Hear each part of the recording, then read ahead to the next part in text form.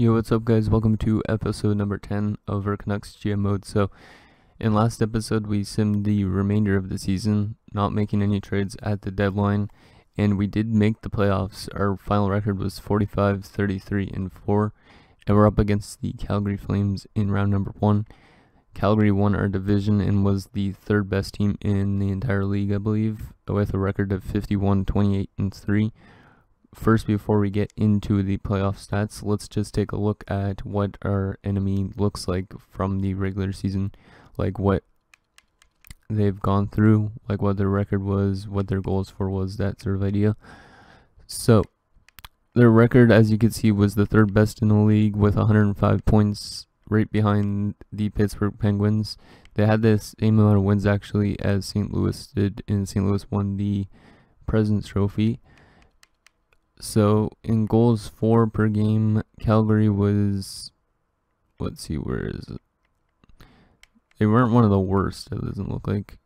Yeah, they were all the way up here at probably, I'd say around 12th or 10th or something. We did score more goals than them during the regular season, so hopefully our offense still produces better than theirs does. In goals against, though, this is where I looked, and look at that. They had the second best goals against in the entire league, so they must be a very good defensive team, so we kind of have to get our offense going in this series and beat the brick wall, because they have three really good defenders. If you remember in last episode, I showed you they have Mark Giordano, who's still an 89. They have TJ Brody, who's a 90, and they also have Dougie Hamilton, who is an 88. So, yeah, this might be a low-scoring series, at least for us. And then Montreal was also right with them. So, as you can see, the only team better for goals against was the Minnesota Wild. Power play percentage, this is where they're not very good. Our power play was the best in the league, so this is maybe where we're going to be able to score some goals.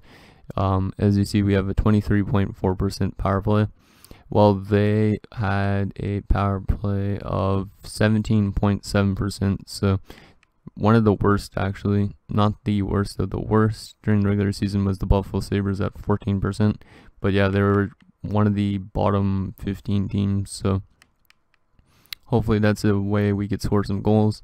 And then penalty kill percentage, let's see, penalty kill percentage, they were all the way down here, yeah, just right behind us. We had 81.3, they had 81%, so since their penalty kill is not that good either, we should be able to score some power play goals in this series, at least I hope so. They had 4 shorthanded goals and we had 6 shorthanded goals, and it's funny because their home records are like the exact same, 22, 18, and 1, but they have a very good away record, actually, 29, 10, and 2, and we're 23, 15, and 3, so hopefully they don't steal any of our home games when we go back to Vancouver. Now let's check their player stats for the season, and then we'll jump right into game number 1. Just because I want to see who is doing what for them, like what lines were hot during the regular season. So let's see. So yeah, their first line, Goudreau and Hornquist, the 2 snipers, both with 60+ points. Then after that, Shinkarik with 51 points. So wow, that's kind of surprising. I think he's on their second line though, so that's probably why he's getting a lot of points. So 51 points for Shinkarik. Brody also had 51, which is pretty crazy for a defenseman, so we got to watch out for him. He's listed as an offensive defenseman. Then Matthew Tkachuk's also very good. Monahan didn't actually have the best season. He was I guess he got injured a couple of times, so he missed like 20-something games, or well, not 20 games, but like 13, 15 games during the regular season. So hopefully if we could injure him again, then he's out for the remainder of the round or something like that. And so on like that. Let's just check how their goaltenders did for the regular season. So, wow, Brian Elliott had 9 shutouts. That's crazy. He has an 86. 2.19 goals against average, 37, 20, and 2. And they had a 924 save percentage with 9 shutouts. And then Chad Johnson was pretty good as a backup with 2.35 goals against average, 14, 8, and 0, and a 924 save percentage and 3 shutouts. So I think these 2 goaltenders probably will win the William and Jennings for the best, like, lowest goals against average for both goaltenders. So it might be a bit of a tough series for us. I don't think we're gonna win, but I'm hoping that we could just get some learning experience, and maybe if we can like get it to a game 7 at the latest, if we are gonna have a chance of winning this. So game 1 in Calgary in the Scotiabank Saddledome. Let's see what happens. First period, and it's 2-1 Calgary. So we managed to actually score first. Jake Vertanen, I don't know if it was a power play goal or what, but he gets one from the circle. And then Giordano and Lyndon Vase. So they're one of their best defensemen, and then their fourth liner coming through. So I guess it's just because they have good depth that maybe they're just going to start scoring with depth players instead of their top 6, like I'd expect them to. So let's just have a solid second period and tie this game back up or take the lead. That would be nice. Second period, and we do get another goal, but they get 2 more. This is Johnny Gaudreau and Dougie Hamilton add the insult to the injury, and we're down by 2 goals going into the third, but we are out shooting them. Ben Hutton did get us a goal, so let's see if we could maybe crawl back into this in the third. It's only game 1, but yeah, that's not a good way to start off. We don't want Johnny Gaudreau and all those good players to start getting hot, or else they're just gonna like blow up and we're gonna end up getting swept or something. But then again, like I said, this is a bit of a learning experience for us because we've never made the playoffs before. Yule Levy and pretty much everybody on the team is playing their first playoff matchups. So let's just check the player stat stuff. So Vertanen from Fiala and Yule Levy, and Hutton from Theodore and Horvat. So those are who got points in that game. And yeah, it was mostly their first line, I think, that got the points in that one. TJ Brody had like 2 assists. Boma had 2 assists, surprisingly. So 3 stars in game number 1. We're all Calgary Flames players. So yeah, Brian Elliott came out to play, making 34 saves against us. So not a good first game, but we still have a lot more, hopefully, to go through. Also, our AHL team should be making the playoffs, considering their records 44, 24, and 5. So if we get like swept in the AHL, still has some playoff games, maybe we'll just sim the remainder of the AHL games so you guys can see how some of our young prospects like Nolan Patrick are doing. Otherwise, I'd focus on the NHL over it just because the prioritizes it more. So first period in game number 2, and it's 1-1. So Yule Levy gets the first goal again. So once again, we're getting the first goal of the game, which is good, but then we're giving up the lead as Michael Furlan ties it up with less than a minute in the first period. We only got 6 shots in the first period. Well, we managed to solve Brian Elliott, which is pretty crazy considering he is probably the William and Jennings winner. So second period, and we're down 2-1 now. Hunter Shinkaruk, the former Canuck. I don't know why the Canucks traded away him, but I think he was actually traded for Marcus Granlund, if I remember correctly. But we're still being outshot 24-18, and we're only down by a goal though, so we have a chance to come back in this third period if we can. Maybe bring it to an overtime. Let's see what we can do. Come on, boys. Oh my god, that's not how you start a third period. You don't let in the goal, but Evander Kane answers right back, so at least that gives us some hope for the last like 15 minutes of, last 18 minutes of the game. Penalty kill, good job. Come on, guys, we need 1 goal. Yeah, they're just a really good defensive team, Calgary, so that's probably why we're not scoring so much. And oh my goodness, Bo Horvat in the last minute of the game with 54 seconds left, the clutch, probably captain on the team, comes through with the goal. We're being outshot still 36-28, but look at that. We were down 3-1 at like early into the third, and then Evander Kane answers right back to give us some hope, and Bo Horvat ties it up with less than a minute left, and we have a chance to steal a game here in Calgary. Let's see what we can do in overtime. Come on, boys, just play good defensively, because this team is a pretty offensive powerhouse. Oh, and there's a goal for Calgary, and Calgary's taking it 2-0 series lead, but we are going back home, so we have a chance to win both of those games. Patrick Hornquist, the sniper guy, gives Calgary a 2-0 series lead, but that was probably one of our best games that we've played, both for playoff wise. Obviously it has been, but It's probably going to be our best game of the series, as Uelevi got a goal for us from Barchi and Granlund, Evander Kane from Granlund and then Horvat from Stetcher and Nemesnikov. So, too bad we couldn't get that one extra goal and seal the deal. So there's the 3 stars in the game, all Calgary Flames players. Don't know why none of our players were there, because we did play a pretty good game. We just didn't get as much shots as they did, so I don't think I'm going to change anything with the lines so far, because we're still learning. We could have honestly won that game and tied the series, so we're back in Vancouver looking to get some life back into the series and win our first playoff game in quite a while. So let's go, boys. So game number 3 back home in BC. Let's see if we can get our first one first period, and it's 1-1. So they scored first this time, so that's kind of surprising. And then Alex Tuch, the youngster, comes through with his first playoff goal.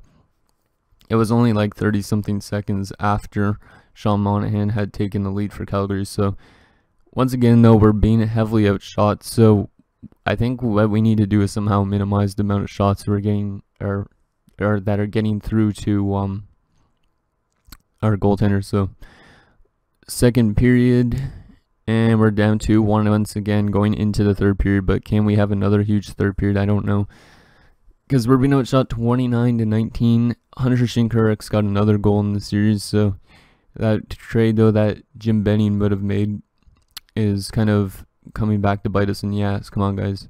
We need an early goal to tie this game back up and give us a chance if we're going to overtime or not. Will Bo Horvat come through in the clutch again in the last minute? Come on, guys. Seriously.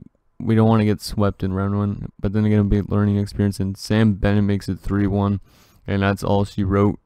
And we're down 3-0 now. So not looking good at all. We'd have to win 4 straight games, so maybe I will change up the lines a tiny bit. I don't know which line it is that's not doing well, so let's just check I guess player stats on this line screen. So who's really badly minus? So -1 on the first line. So yeah, the first line's not bad still from plus minus. Which line has been letting in a lot of goals?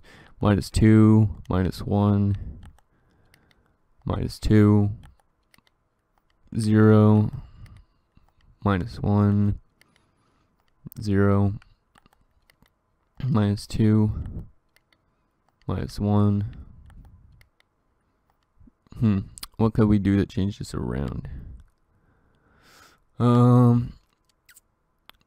Let's see. What could I do? I'll just switch Nemesnikov and Barchi around maybe, and then it's Barchi's face-offs at 60. Nemesnikov actually could play face-offs too, so let's put Nemesnikov in the center here instead, and then put Castles on the wing. Castles actually has better face-off stats, but it's just trying to change something up maybe a bit. See if that does anything at all for our team.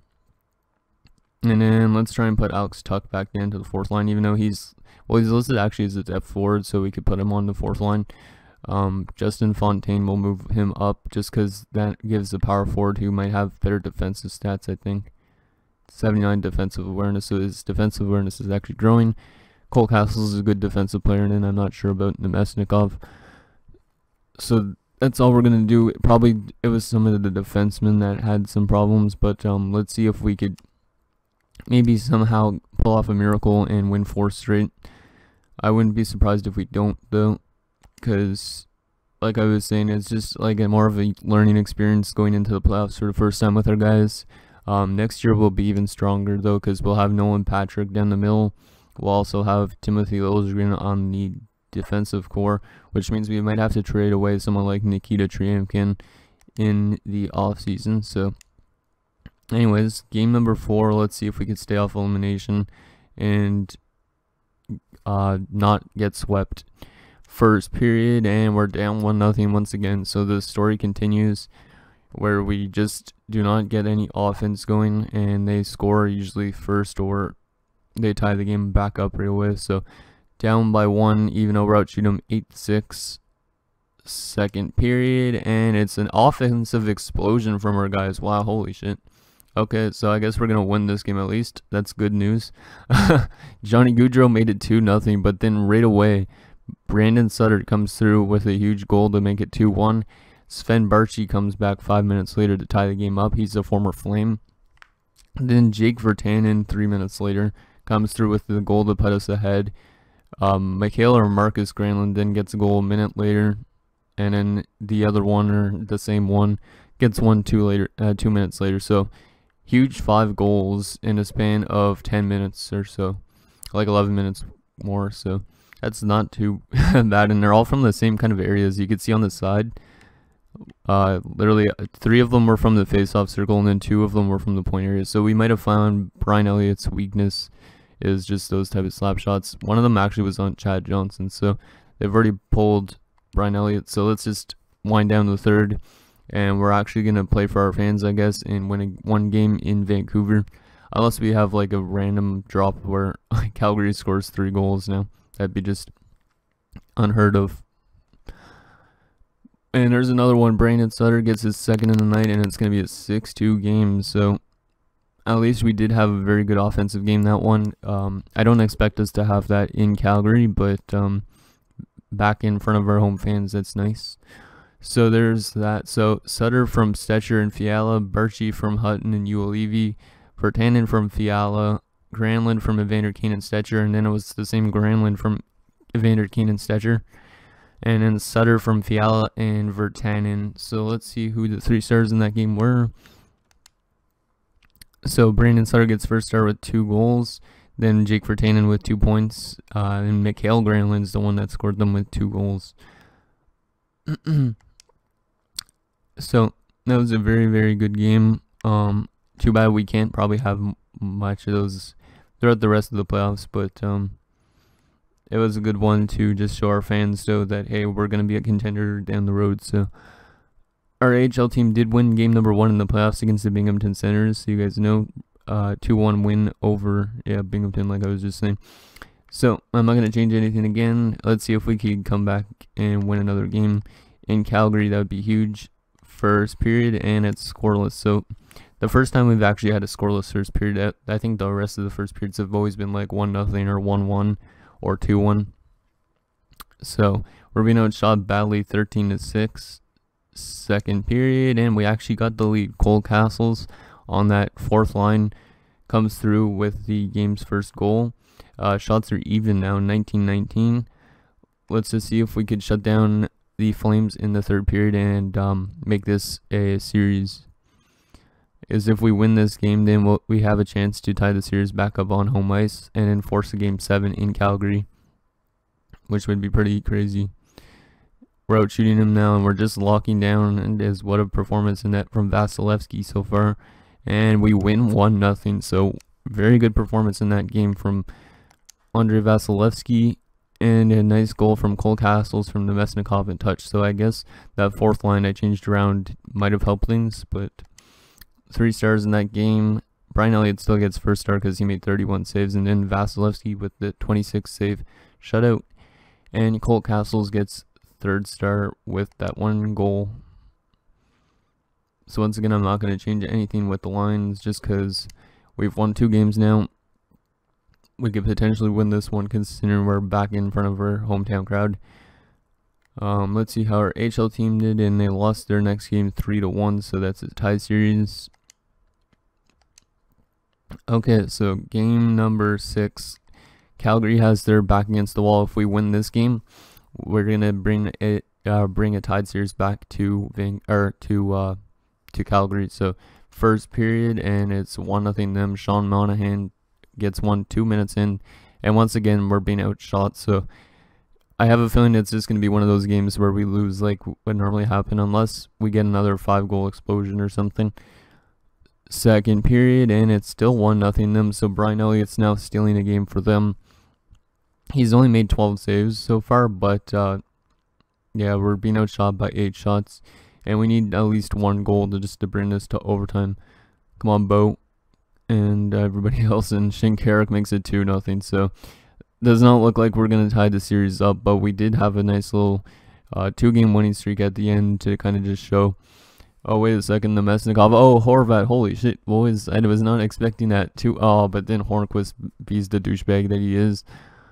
2 goals in like a minute. And then, oh, it's Shea Theodore. Oh my god, and Alex Tuck. What is this? What is going on? And we're going to tie the series up and force Game 7. But I don't think we're going to win Game 7. But holy shit, what is this? Hunter Shinkaruk. He basically gives them a, what is it, a 2-0 lead? Yeah, he gives them a 2-0 lead early into the 3rd period. Then the Mesnikov comes through with a clutch goal. And then Bo Horvat comes through 20 seconds later, pretty much, and ties the game up. But then a minute after that, Hornquist takes the lead for the Calgary Flames. And I'm like, god damn it, this is probably the end. But then right after that, Shea Theodore ties the game back up. So that was a huge trade, picking up Shea Theodore as well. And then Alex Tuck, the youngster, comes through with a goal a minute after that to win the game. Despite us being outshot 30-22, we come through with a huge 4-3 win over the Calgary Flames. Whalers steal it in Vancouver, and our fans are going nuts. Shea Theodore had 2 points in that game, Bo Horvat with a goal, and Alex Tuck had that huge last goal. So what an interesting game that was. I'm just going to quickly save this, and then we're going to go into Game 7. I'm not going to change anything with the lines, because somehow we managed to get this back to a Game 7. But I have a feeling it's going to be the same type of thing as what happened with Tobu's GM mode. So, because in his, he basically came back from a 3-0 deficit, and then in Game 7 he just got eliminated. So it might be the same type of idea with us. So let's see if our AHL team could win another game, and no, they don't. So now they're down 2-1, and they're on the brink of elimination, headed back into Binghamton. So okay, Game 7, not going to change anything. Let's just have another one of those great offensive games in the 3rd period. That'd be nice too. So we're going to slow sim the entire game. This episode's a bit longer than I expected it to be, because I didn't think we were going to get this far. And yeah, see, it's one of those type of games, guys. Calgary's already got 2 goals on 7 shots, and now they got 3 on 8. So it's exactly what happened with Johnny's GM mode. Yeah, that was a horrible first period. If we could somehow come back from it, that'd be nice, but I don't think we're going to. But it was a very good first playoff run. At first it looked like it wasn't going to be, but it just hasn't been good in this Game 7. So Sam Bennett makes it 4-0 as Thatcher Demko's now in net. Well, at least Thatcher Demko's getting some experience playing for the last bit of the game. Yeah, not a good game at all. We had a very good offensive game in the last game, but then all of a sudden this one's just been like, what the hell? Yeah, our offense can't even produce a single goal in this game. But like, this is like legit the exact same thing that happened with Johnny's. And we lose 4-0, and we lose the series 4-3, but we did have a good learning experience, and hopefully next year we come back stronger with Nolan Patrick and Timothy Liljegren in the lineup, and maybe a few other players. So there's the 3 stars in this game. Obviously Brian Elliott takes 1st star. So let's see. Okay, so let's follow the AHL team quickly, just to get the rest of that done. See if our AHL team could go in the next round, and yes, they do. So in next episode, guys, though, I will sim the remainder of the AHL playoffs so you guys could see that sort of stuff. And then we'll also do the draft, and then probably we'll see if we could squeeze in the re-sign stage. And then free agency will be 1 episode in the start of the season, or well, free agency in the start of the season number 4 will be all in 1 episode. So that's gonna do it, guys, for this episode of our Canucks GM mode. I would show you the player stats and stuff like that, but we're running short on time. So thanks, guys, for watching. See you guys next time.